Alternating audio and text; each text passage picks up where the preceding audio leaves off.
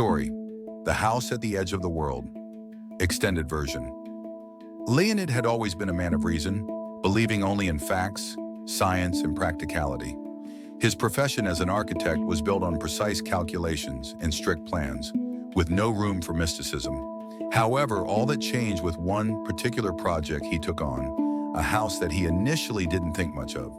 This project, a restoration of an old mansion, became the beginning of a terrifying journey that would make him question everything he once believed. The house was owned by an elderly man named Ivan, who lived in one of the abandoned wings. Ivan seemed completely detached from the outside world, and when he asked Leonid to restore the house, he didn't just ask for repairs, but requested that the building's atmosphere be preserved. Even hinted that the house had special significance, and Leonid immediately sensed that this was no ordinary job. When Leonid arrived at the mansion, he was struck by its size. An imposing structure with massive stone walls that almost seemed alive. The house stood isolated, surrounded by a thick forest, and it felt as though the place was frozen in time. Every step Leonid took echoed off the walls, and every corner seemed to whisper secrets of a forgotten past. Ivan silently guided him through the corridors, showing him rooms in desperate need of restoration. From the moment he stepped inside, Leonid could tell that the house was anything but ordinary. The walls and floors seemed newer than they should have been, yet everything about the house gave off the impression of centuries of history. He tried to convince himself that it was just his imagination, but there was something unsettling in the air, something that didn't belong. The first few days of work went according to plan, as Leonid focused on restoring the building according to his architectural plans. But something strange started to happen. Sounds that Leonid couldn't explain began to echo through the halls at night. At first, he assumed they were just the creaks and groans of an old house settling. However, as the days passed, the sounds became more distinct.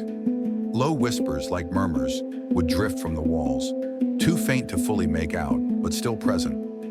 Leonid initially brushed it off, thinking it was nothing more than the wind or creaking pipes, but the whispers became more frequent, more intrusive. Every night the sounds grew louder. As the work progressed, so did the strangeness of the house. One night, Leonid woke up to a cold chill that crept over him like an invisible hand.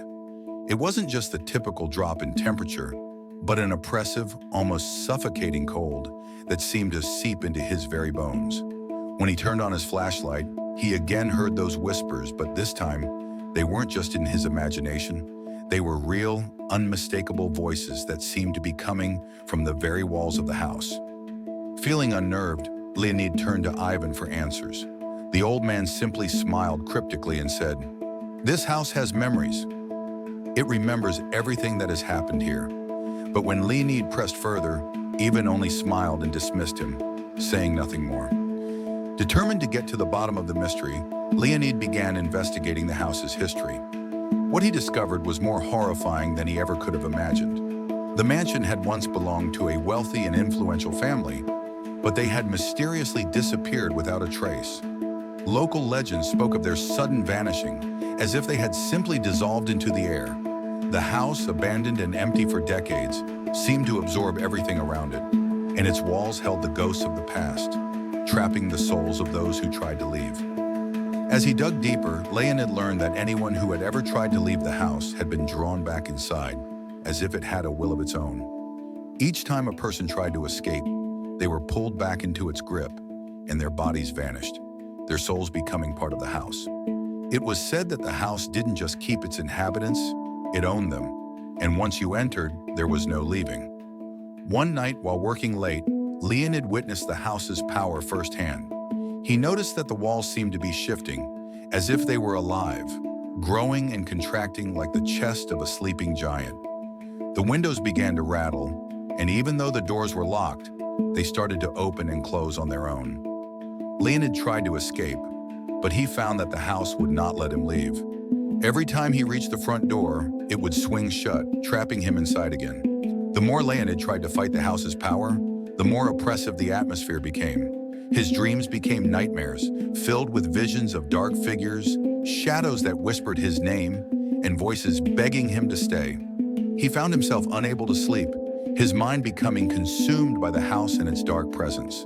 In one of these dreams, he saw a woman, her face familiar, yet unfamiliar, standing in the corner of his room. She looked at him with empty eyes, and for a moment, Leonid knew without a doubt that she was part of the house, a lost soul trapped within its walls.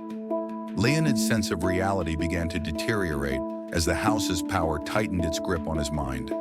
It was as though the house itself had become sentient, and it was feeding off his fear and confusion. The more he investigated, the deeper he sank into the house's dark influence. The whispers, the shadows, and the shifting walls were no longer just phenomena. He began to feel them in his bones, in his very soul. Desperate to understand what had happened to the family that once lived there, Leonid discovered an old letter hidden in a forgotten drawer. The letter was written by the matriarch of the family, and its words were chilling. "Those who enter this house will never leave. This place is cursed, and we are its prisoners. The house owns us now. We are its shadows."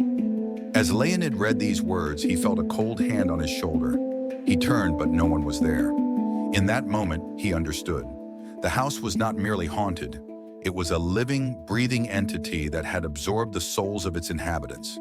And now, it was reaching out to claim him too. That night, as the house seemed to close in around him, Leonid tried to escape one last time. He ran to the door, but before he could reach it, the walls seemed to close in, the door slamming shut in front of him. No matter how hard he tried, he couldn't break free. His thoughts became jumbled, his mind hazy.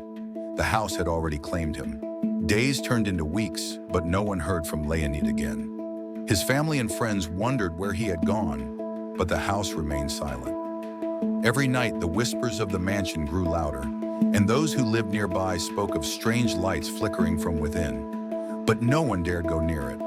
Months later, the house was still standing, and its secrets remained locked within its walls.